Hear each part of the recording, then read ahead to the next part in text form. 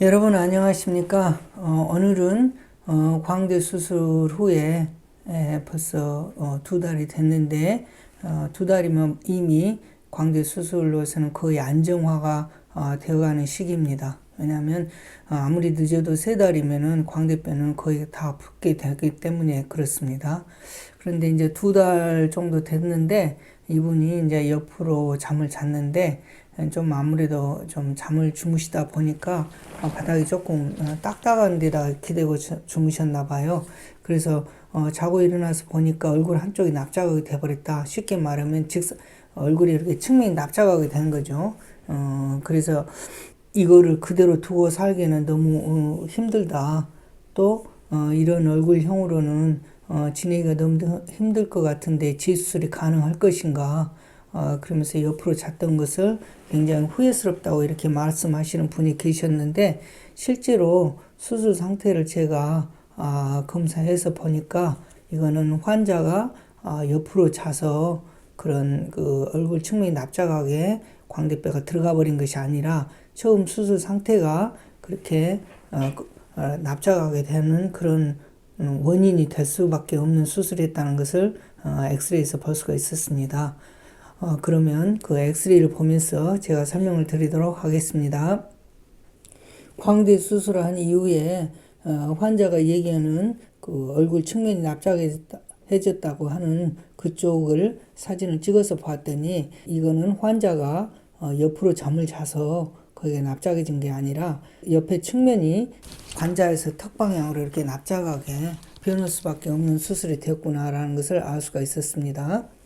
대부분 정면에서 사진을 이렇게 보여줄 때는 이 뼈가 붙은 것으로 보이는데, 그러나 저희 같이 경험이 많은 의사가 보는 입장에서는 이런 모습을 보면 이 뼈는 제대로 수술이 안 됐구나, 그런 걸 알 수가 있겠죠. 그런데 측면을 봤더니 이 뼈가 이렇게 벌어지고, 그 다음에 뼈가 안 붙은 상태에서 지금 여기 하얀 금속판을 댄 나사로 고정을 앞뒤로 해놨습니다. 그러니까 옆에 측면에서 이렇게 뼈가 눌리니까 이게 뼈가 제대로 고정이 안 된 상태이다 보니까 이렇게 들어가 버린 건데, 광대뼈 수술은 여러분들의 얼굴의 정면과 45도 방향에서 현재 얼굴형도 특정을 지어주는 아주 중요한 뼈이지만, 또 수술한 이후에도 수술한 이후의 얼굴을 특정해 줄 수 있는 아주 중요한 뼈입니다. 즉, 얼굴을 특정해 준다는 것은 수술한 후에 변하는 얼굴형, 얼굴에서 풍겨지는 분위기, 또 얼굴의 인상, 이런 것들을 결정하기 때문에 수술은 보기에도 깔끔하고 매끄럽게 될수록 얼굴형은 더 좋게 나타납니다. 그러나 여기서 보면 이 뼈가 다 벌어진 상태고, 이렇게 벌어진 상태에서 지금 여기다가 나사못만 고정해 놓은 그런 상태가 되겠습니다. 결론으로 말하면 이런 뼈 수술 상태는 뼈의 수술 개념으로 봤을 때는 부작용의 수술입니다. 왜냐하면은 뼈는 붙으라고 하는 수술이지, 뼈가 이렇게 떨어진 상태에서 고정을 해 놓은 상태라고 해서 올바른 수술은 아니기 때문에 그렇습니다.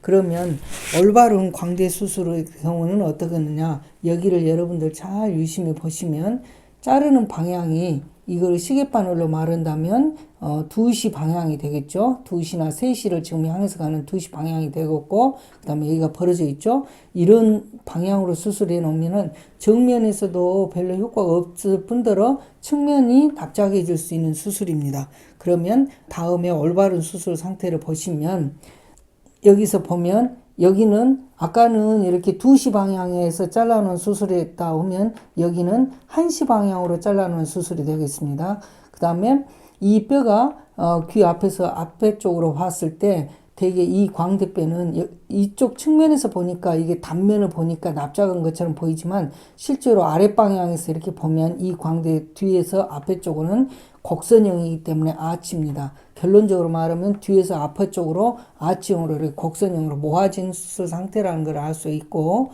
두 번째로는 아까 그 전 사진에서는 이렇게 뼈가 이렇게 쫙 벌어져 있었지만 이렇게 뼈가 탁 붙어 있죠. 그래서 이렇게 올바른 뼈는 수술 후 한 1, 2년만 되면 이런 뼈 수술 자국이 안 보일 정도로 완전히 유압하게 됩니다.